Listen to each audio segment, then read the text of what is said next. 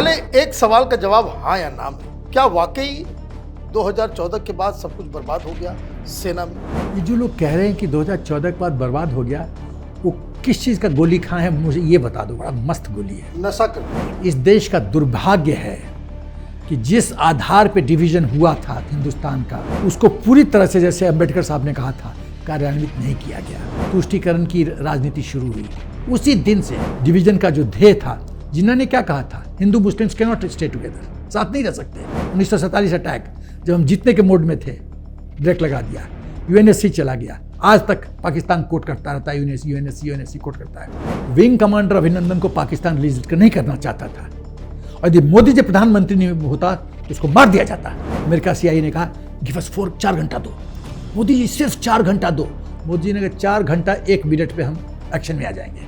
ये कांग्रेसियों की देन थी, चाहे लुधियाना से या कहीं से जूते के सॉक्स भी आते थे, जूता का फीता भी आता था, उसमें ये लोग दलाली खाते थे। Am I right, sir? एकदम, कि यदि कोई देश विश्व पे राज करना चाहता है तो उसकी सेना सबसे स्ट्रांग सेना होनी चाहिए, उसका कॉन्फिडेंस और मोराल सबसे ज़्यादा होना चाहिए। मोराल कैसे बढ़ा? मोदी जी हर दिवाली में जाके ट्रूथ बिताए।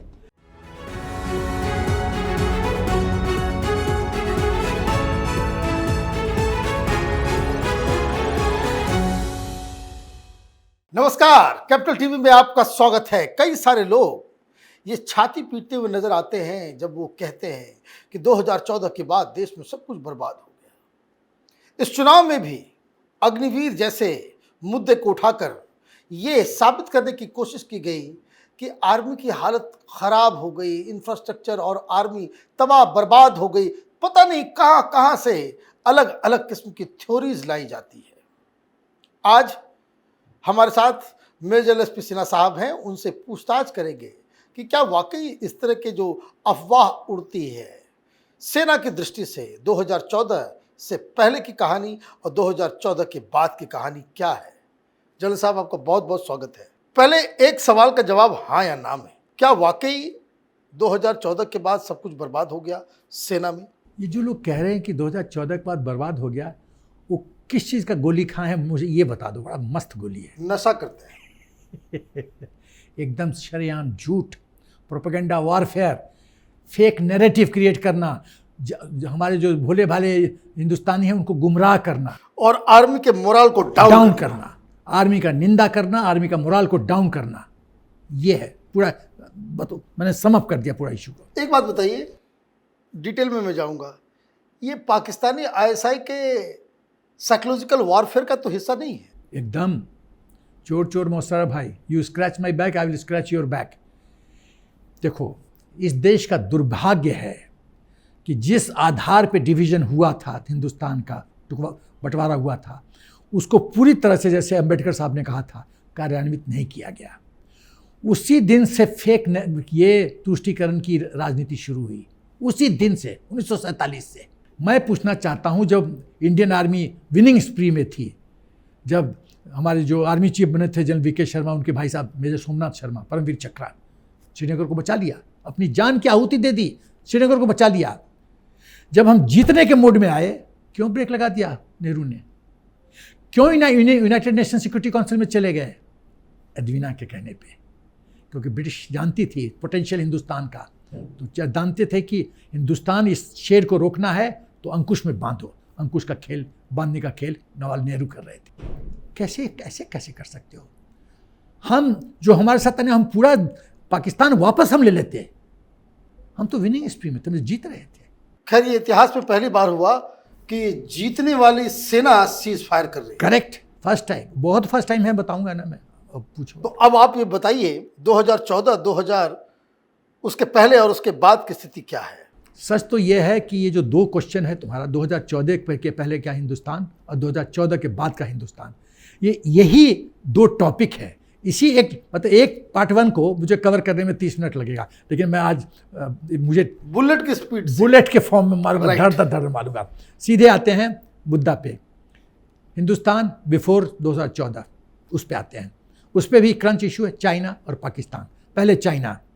हिंदी चीनी भाई भाई का नारा किसने दिया? क्या वो सक्सेस हुआ? नहीं। यूनाइटेड नेशंस में अमेरिका ने यूएनएससी का हमको परमानेंट मेंबरशिप का ऑफर किया था, किसको हमने दे दिया? चीन को। इंफ्रास्ट्रक्चर डेवलपमेंट कांग्रेस सरकार ने करने दी? नहीं। बॉर्डर पे MOU 2008 में साइन किया, हाँ। उसमें क्या कंटेंट है आज तक किसको पता नहीं है। राजीव गांधी फाउंडेशन को चीन पैसा देता है? देता था। प्लीज़ करने के लिए क्या ये सच नहीं कि तवांग में राजीव गांधी गए थे तवांग में, और उस समय के आर्मी कमांडर थे ईस्टर्न कमांड के जनरल VK शर्मा, जो बाद में चीफ बने, मेजर सोमनाथ शर्मा के छोटे भाई। उनको बुलाया गया था और कहा था you are not suppose to fire on Chinese, आप चाइनीज़ पे फायर नहीं कर सकते। ये भारत का प्रधानमंत्री बोल रहा है कि दुश्मन पे फायर नहीं कर सकते। क्यों भाई, क्यों नहीं कर सकते? वो है कौन हमारा? प्रश्न ये उठता है। अब आते हैं पाकिस्तान पे। डिवीजन गलत हुआ। डिवीजन का जो ध्येय था, जिन्ना ने क्या कहा था, Hindu Muslims can not stay together, साथ नहीं रह सकते। तो भाई पूरा ले जाओ ना, अपनी पूरी लोगों को ले जाओ। क्यों नहीं ले गए? उसके बाद क्योंकि एडवीना नहीं चाहती थी। लियाकत अली पैक्ट कि वहाँ हिंदू सुरक्षित रहेंगे, पाकिस्तान में यहाँ हिंदू सुरक्षित रहेंगे। मुसलमान तो मल्टीप्लाई किए 10 टाइम्स 15 टाइम्स, वहाँ 23% था, आज लेस देन 1% है। कहाँ गए हमारे हिंदू भाई? हमारी बेटियाँ कहाँ गई? उसके बाद 1947 अटैक, जब हम जीतने के मोड में थे, ब्रेक लगा दिया। UNSC चला गया, आज तक पाकिस्तान कोट करता रहता है, UNSC कोट करता है। 2008 में मुंबई अटैक, प्रेसिडेंट ओबामा ने पूछा मनमोहन सिंह से, क्यों नहीं पाकिस्तान को सबक सिखाया? बोला एक धर्म विशेष को गलत संदेश जाएगा। इंडियन एयरफोर्स एयर चीफ ने सरकार को बोला कि हम पाकिस्तान को सबक सिखाने के लिए तैयार हैं, अभी हरी झंडी दिखाइए, रात को हरकत हो जाएगी। क्यों मना कर दिया? कोई हरकत नहीं, डर गए। उसके बाद और स्पेशल ट्रेड में स्पेशल स्टेटस था, जो स्पेशल ट्रेड होता है, मोस्ट फेवर्ड नेशन, वो स्टेटस किसने दिया? 2008 में जो साहब ने कहा कि एयर चीफ स्ट्राइक करना चाहते, परमिशन नहीं दिया। होम मिनिस्टर को 8 घंटा लग गया था दिल्ली से बॉम्बे पहुंचने में। कमर्शियल फ्लाइट होता है 1 घंटा 45 मिनट, और यदि स्पेशल फ्लाइट यदि होम मिनिस्टर का जाए तो 1.25 घंटा, 8 घंटा लगा था। किसको बचा रहे थे? हिंदू सैफरन टेरर, यह दिग्विजय सिंह एंड कंपनी ने जन्म दिया था, और उस किताब भी लिख दिया था, और ISI चीफ को बुलाया गया था चीफ गेस्ट। इससे ज़्यादा प्रूफ क्या चाहिए राजद्रोह का? अब आते हैं हिंदुस्तान आफ्टर 2014। देखो 13 पॉइंट है, मैं फिर बुलेट फायर करूंगा। 13 पॉइंट। कोई भी टीम वो जीतती है जिसका नेता मजबूत होता है, strong will, strong capability. Hindustan में पहले था ये मनमोहन सिंह पिछुआ, श्रीलंका जा रहा है पीछे पीछे, चाइना में पीछे पीछे। तो ये पिछुआ जो है वो क्या प्रधानमंत्री, क्या देश को नेतृत्व देगा? नेतृत्व का मतलब होता है clear vision, quick decision and strong will. Right. कुछ नहीं था ये लोग में, कुछ नहीं था। उसके बाद जब एक छोटा सा उदाहरण देता हूँ, जब भारत ने ऑयल खरीदा रशिया से, तो अमेरिका बोलना शुरू किया बैन लगा दें, इकोनॉमिक सैंक्शन वगैरह वगैरह बोलना शुरू किया। अभी भी बोल रहे हैं कि ईरान के साथ और ये और वो। तो हिंदुस्तान ने क्या किया?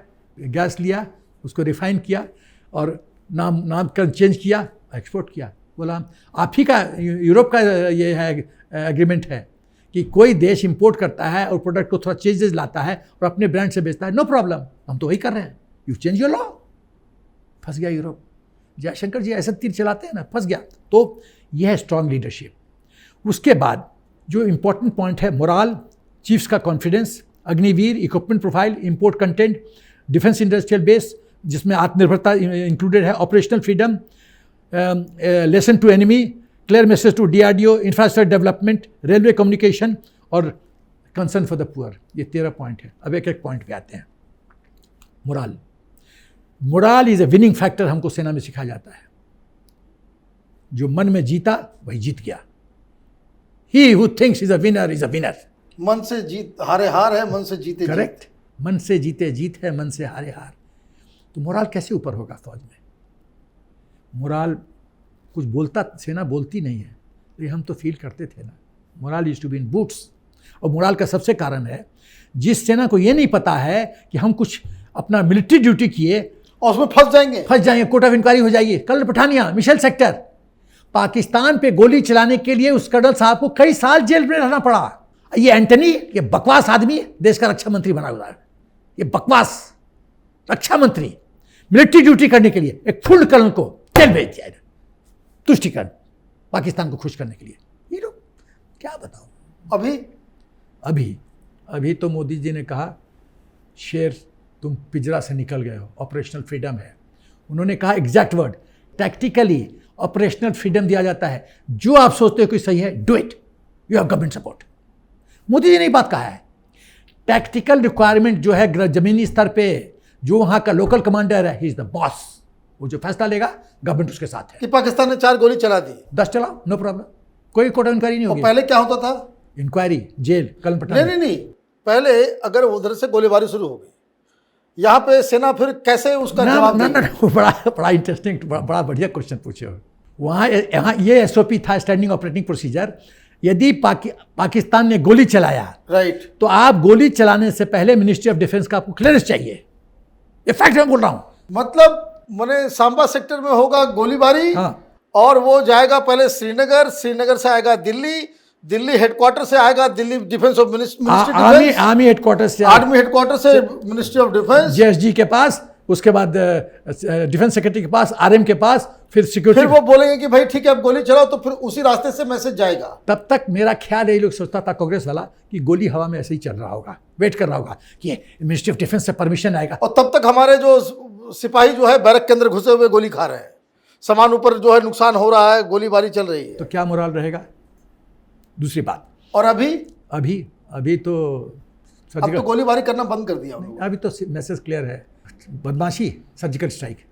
नहीं, 2014 के बाद 2-3 घटनाएं मुझे याद है कि उधर से गोली चली तो इधर से मालूम चला कि बड़े वाले जो है वो गोला जो है वो दागा गया, बहुत सारे गांव भी बर्बाद हो गए, बहुत सारे लोग, और पाकिस्तान की मीडिया जो है वो कहती कि ये तो बड़ा जुल्म हो रहा है। एक चीज़ बड़ा इंटरेस्टिंग बात बताता हूँ जो तुम्हारे दर्शकों को पता नहीं होगा।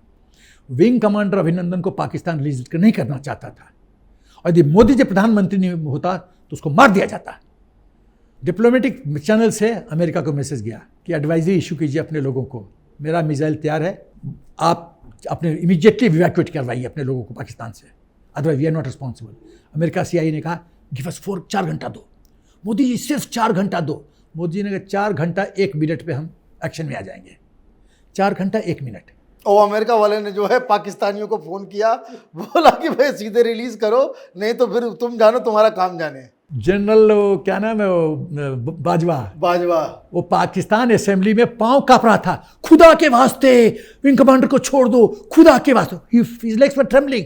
कहाँ गया वो न्यूक्लियर बॉम्ब? कहाँ गया न्यूक्लियर? बड़ा डरा के रखा गया है हिंदुस्तानियों को, भाई पागल देश है, उसके पास न्यूक्लियर बॉम्ब है, हम लोग ब्लैकमेल होते रहते हैं। वही तो देखो, जो कमजोर होता है ना, बिहार में कहावत है, गरीब की भौजी सबकी भाभी।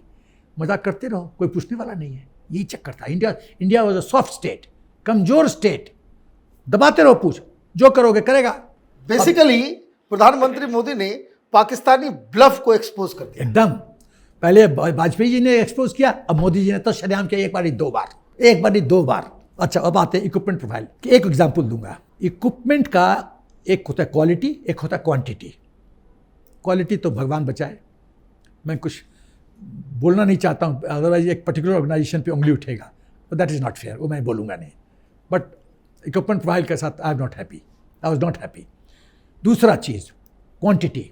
इंडियन एयरफोर्स में 42 फाइटर जेट स्क्वाड्रन ऑथराइज है, माइनस कर दो 21 मिग 21, माइनस कर दो मिग 25, माइनस मिग कर दो मिग 29, कितना नंबर बचा?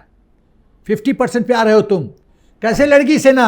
25 से 30 साल तक तो कोई हवाई जहाज लिए ही नहीं हम। बात उसके बाद एक और सुनो। तो चीफ्स का कॉन्फिडेंस, आपका दौलत बेग ओल्डी में वेस्टर्न कमांड का आर्मी कमांडर, मतलब एयरफोर्स आर्मी कमांडर, उसने कहा कि दौलत बेग ओल्डी एयर स्ट्रिप को रिपेयर करने की जरूरत है ऑपरेशनल पॉइंट ऑफ व्यू से। मना कर दिया गया। उन्होंने जबरदस्ती अपना काम किया। उन्होंने कहा कि जो करना कर ले, मैं तो कर रहा हूँ, फेट कंप्लीट कर दिया उन्होंने। और फर्स्ट फ्लाइट में खुद लैंड किए हैं एयरक्राफ्ट में बैठ के, काम किया। भाई सैल्यूट करना पड़ेगा भाई इस तरह के लोगों को। सर काम किया हमारे आर्मी इंजीनियर्स ने, बट पूरा तो कोऑर्डिनेशन। भाई लीडर का नाम तो जाएगा। आप आर्मी कमांडर हो वेस्टर्न कमांड के, और आप सरकार को बोल रहे हो कि आपको जो करना करो, मैं तो रिपेयर करना चला भाई, अब लैंड कर रहे हो।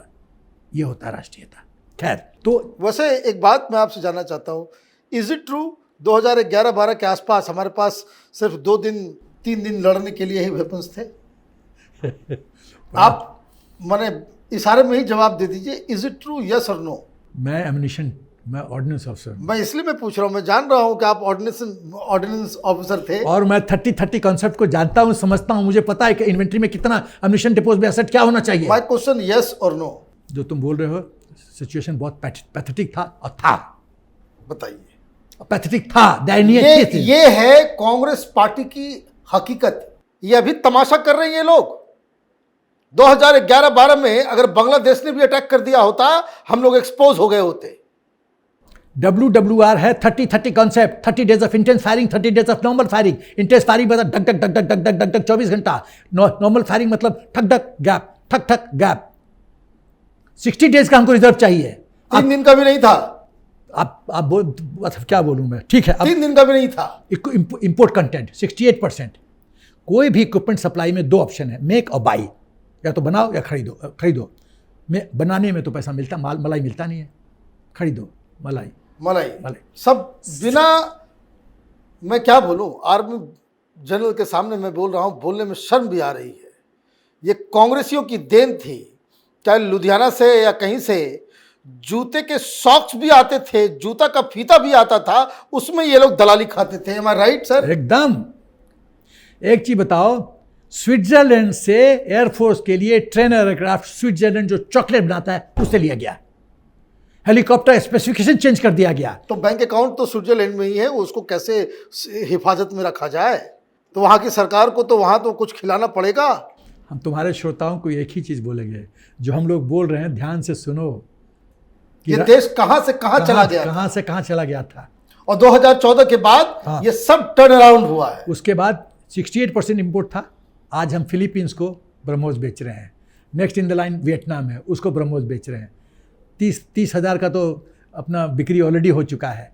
हम तो 30,000 करोड़ का, 30,000 करोड़ का ऑलरेडी धंधा हो चुका है, और धंधा होगा। साउथ ईस्ट एशियन नेशंस का डिमांड बढ़ रहा है, तेजस का डिमांड बढ़ रहा है, अफ्रीकन नेशंस को हम लोग एक्सपोर्ट कर रहे हैं। अब उसके बहुत बाद सारी चीजें हैं। करेक्ट। अब आते हैं DIB, डिफेंस इंडस्ट्रियल बेस, और आत्मनिर्भरता, आत्मनिर्भर भारत। आत्मनिर्भर भारत क्यों जरूरी है? जब आप बाहर से, मैं इशारों में बात करूँगा, इट इज़ नॉट फेयर। मैं जहाँ पोस्टेड था, मैं सब चीज़ को बहुत क्लोज क्वार्टर से मैं ही इन्वॉल्व था पूरा खेल में। मैं इन्वॉल्व था इन द सेंस कि मैनेजमेंट में। क्या उस देश से जिस रेंज और डेप्थ में overall repair all time by का स्पेयर्स आना था, कभी आया? क्यों नहीं आया? तो लड़ाई होगी तो क्या होगा? आप इमरजेंसी बाय करेंगे, वो भी हाई रेट पे वो भी 100% नहीं मिलेगा, वो भी 100%, और उसमें दलाली भी खूब खाएंगे। वही नहीं डिक्टेट करेगा, दुश्मन से पैसा लेगा, बोला कि नहीं शॉप इट, अब हम सप्लाई नहीं कर सकते। कई गेम है उसमें, कई गेम में गेम। मेरी तो एक बार कमांडेंट से बात हो गई, चुप रह, क्या करूँगा, क्या छोड़ो। To be fair to army, हम लोग क्या करें, वी आर द सफरर्स, हम तो रिसीविंग एंड पे हैं, डिसीजन मेकिंग अथॉरिटी तो कहीं और होता है।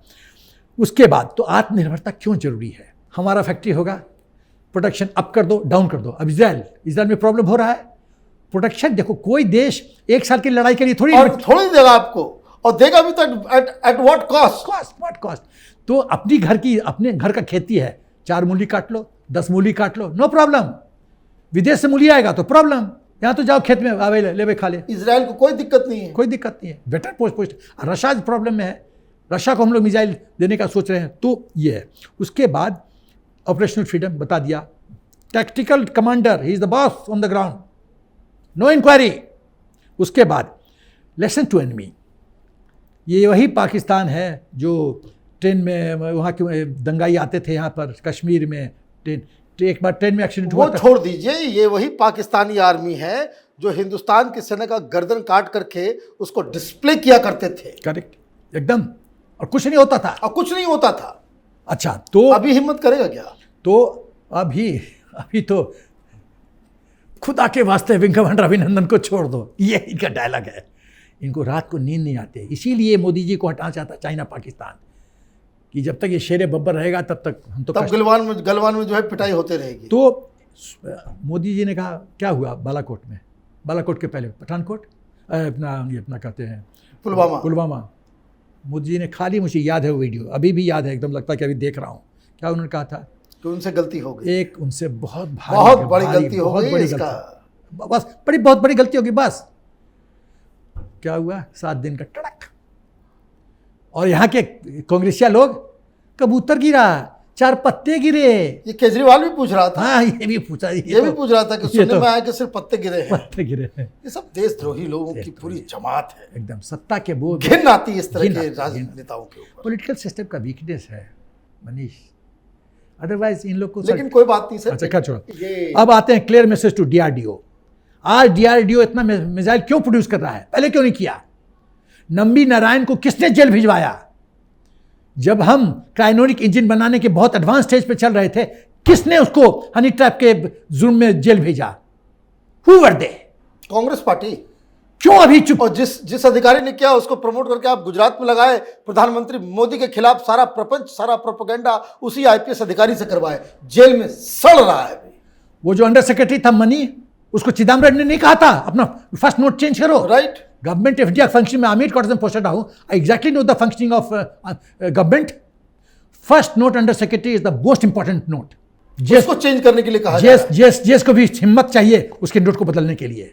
उसको कहा गया नोट बदलो अपना, उसने कहा नथिंग डू, मैं नहीं बदलता। मैं I admire mister money, good job done.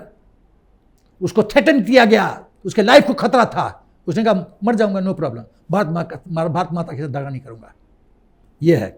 तो मैसेज टू डीआरडीओ, मिसाइल बनाओ। संसद टीवी पे मैं एक बार डीआरडीओ अफसर के साथ था, फर्स्ट बैच, तो उसने कहा मुझे आप लोगों ने क्यों नहीं किया पहले अच्छा काम? बोला हम लोग को बोला था घर ऑफिस आओ, तनख्वाह लो, घर जाओ, कोई करने की जरूरत नहीं। मैसेज वो अफसर बोला है, संसद टीवी निकालो, मैं उसके दाहिने साइड, हाँ मेरे बाएं साइड में बैठा था, देख लो वीडियो। अच्छा, अब इंफ्रास्ट्रक्चर डेवलपमेंट, जॉर्ज फर्नांडिस जी 73 स्ट्रेटजिक रोड्स कितने बने? करीब 5-7। अभी सारे बन गए। मोदी जी के आते कैसे बन गया? डीजीबीआरओ को फाइनेंशियल पावर्स नहीं था, रिक्वायरमेंट आता था यहाँ एमओडी में, मतलब एमओडी का अपना स्टाइल था। अफसर की भी गलती नहीं है भाई, जो टीम लीडर है वो जो कहेगा वो करेगा। फाइल घूमती रहती थी, उसमें वेस्टेड इंटरेस्ट रहता था, मलाई फैक्टर, सब मलाई फैक्टर। तो अब आते हैं, ये तो हो गया सेना से लेके। तो अंत में यही कहूँगा कि ये पहले हम लोग तालाब में थे, पाताल में थे, मोदी जी ने हमें स्वर्ग में पहुंचा दिया है। अब वो ब्रह्मांड की तरफ अग्रसर हो रहे हैं। और मैं दावे के साथ कहता हूं कि यदि कोई देश विश्व पे राज करना चाहता है तो उसकी सेना सबसे स्ट्रांग सेना होनी चाहिए, उसका कॉन्फिडेंस और मोराल सबसे ज़्यादा होना चाहिए। और एक और बिंदु, मोराल कैसे बढ़ा? मोदी जी हर दिवाली में जाके टूथपिस्ट बिताए। किसके साथ होली दिवाली हम लोग बिहार में मनाते हैं? परिवार के साथ। यदि मनाते हैं तो मोदी जी का क्या संदेश है? ये मेरा परिवार है, दैट्स इट, कहानी खत्म। मोरल ऊपर, रॉकेट हाई, धड़ाधड़, कोई कहने की कोई प्रोपेगेंडा करनी जो होती है। और मोरल हाई है तो फिर तो कोई दिक्कत ही नहीं। अरे तब फिर तो चढ़ जा बेटा बांस पे, एकदम चढ़ जा, एकदम अटैक, कोई प्रॉब्लम नहीं है। आपको बहुत बहुत धन्यवाद। आपने बड़े ही कायदे से ये समझाया कि 2014 से पहले सेना और उस सिस्टम, जिस तरह से ऑपरेशन या फिर टेक्नोलॉजी या फिर इंफ्रास्ट्रक्चर वो क्या था, और पिछले 10 साल में कैसे बदलाव हुआ। आपका बहुत बहुत धन्यवाद। अगर आपको ये वीडियो पसंद आया तो आप इसे लाइक करें, शेयर करें, कैपिटल टीवी को सब्सक्राइब करें। धन्यवाद।